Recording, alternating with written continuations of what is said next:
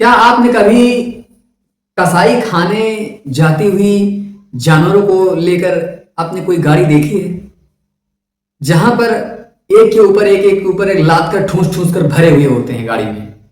अगर नहीं देखी है तो आपके पास फिर से एक रास्ता है कि आप जाकर भारतीय जो रेलवे है उसमें जो जनरल डिब्बा है आप उस पर देख लीजिए। ठीक वैसे ही भरे होते हैं जैसे कसाई खानों में वो लोग कटने के लिए जा रहे हैं। ठूस ठूस कर भरे होते हैं।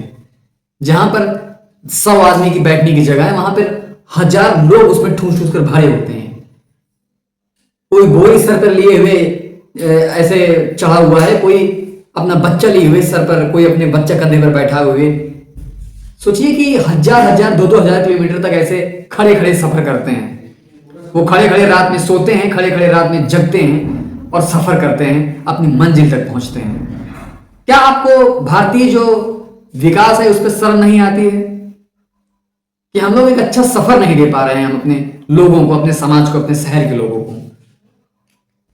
सुनो, तुम एसी के कमरों में बैठकर अपना नीतियां तो बना देते हो, रेलवे ऐसे चलेगी ऐसे चलेगी, उसका बजट भी आप पास कर देते हैं। बाबू साहब, कभी आप रेल के डिब्बों में आकर झांक कर देखिए, आपको इतनी बदबू लगेगी कि आप दूर से ही भाग जाएंगे, उस ट्रेन के पास भी नहीं जाएंगे। कभी आइए देखिए उस टॉयलेट को जहां पर लोग, जो महिलाएं होती हैं, जो लोग होते हैं, जाने के लिए तरस रहे होते हैं, लेकिन वहां पर अंदर लोग बैठकर सफर कर रहे होते हैं। जरा आइए कभी देखिए जहां पर 2 लोगों की जगह में 10 लोग ठूस ठूस कर भरे होते हैं।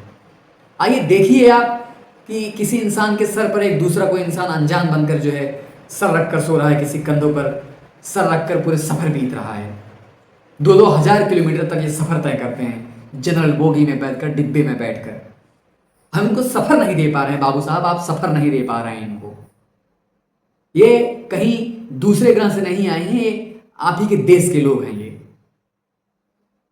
ये आपका भविष्य बनाने वाले लोग हैं, जहां पे आप एसी के कमरों में बैठकर आप कलम चला रहे हैं और नीतियां बना रहे हैं ना। आपको वहां तक पहुंचाने में इन्हीं जो बदबू में बैठकर जाते हैं, इन्हीं लोगों का हाथ है। लेकिन आप ये चीजें नहीं देखेंगे, आपको ये चीजें दिखेगी ही नहीं, क्योंकि आप तो बढ़िया एसी में सफर करते हैं या फिर हवाई जहाज में सफर करते हैं। आप तो जनरल डिब्बे में जाते ही नहीं है, बल्कि आप बड़ी बड़ी ट्रेनों से सफर करते हैं जिसमें जनरल डिब्बा लगता ही ना हो।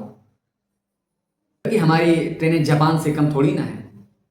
हमारी वंदे भारत किसी जापान के मेट्रो से या फिर जापान के जो ट्रेन है, जो सबसे हाई स्पीड ट्रेन है, उनसे कम थोड़ी ना है। क्या मतलब है आपको इन चीज़ों का?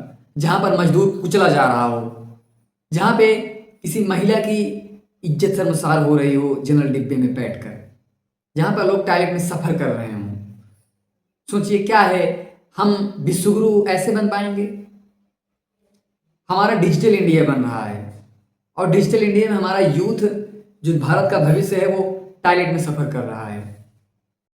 यार बात तो ऐसी है कि हम लोग क्या है ना कि एडजस्ट करने के लिए बने हैं।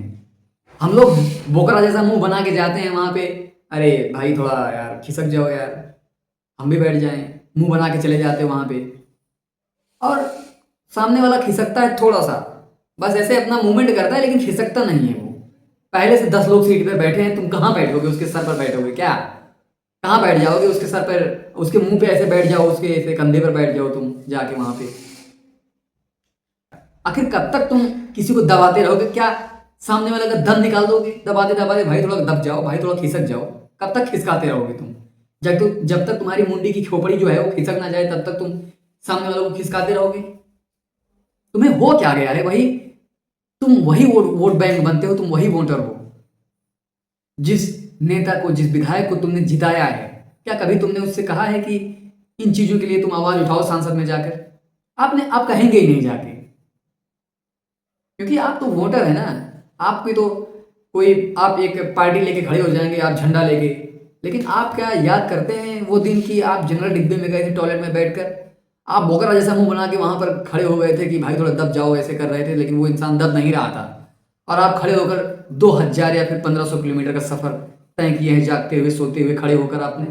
आपको वो सब नहीं याद आएगा, आपको बस याद आएगा कि मुझे जाके अंगूठा अपना दाब देना है। ये फालतू का अंगूठा ये लेके घूम रहे हो, जो बस दाब देना है बस आपको जाके कि हाँ हो गया, मेरा वोट पड़ गया मेरा।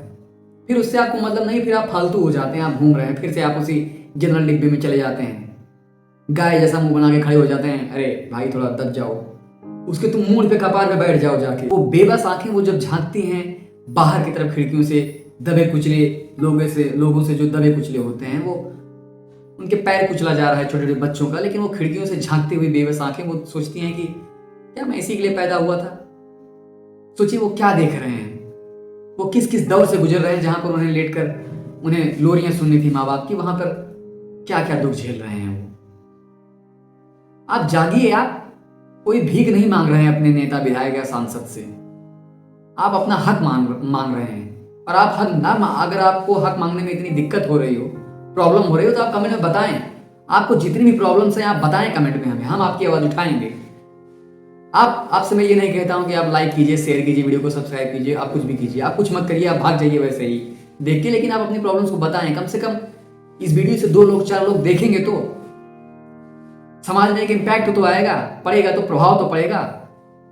100 लोग देख रहे हैं वीडियो को, कम से कम 1 लोग भी अगर जागरूक होकर सवाल उठाएगा तो कम से कम एक बेबस आंखें वहां पे जो लाचार आंखें देख रहे होते हैं खिड़कियों से बाहर, वो कम से कम नहीं देखेंगे, वो बच जाएंगे। तो आप आवाज उठाइए, भीख नहीं मांग रहे हैं आप। तो आज के लिए इस वीडियो में इतना ही, और मिलते हैं आपसे अगली वीडियो में। धन्यवाद।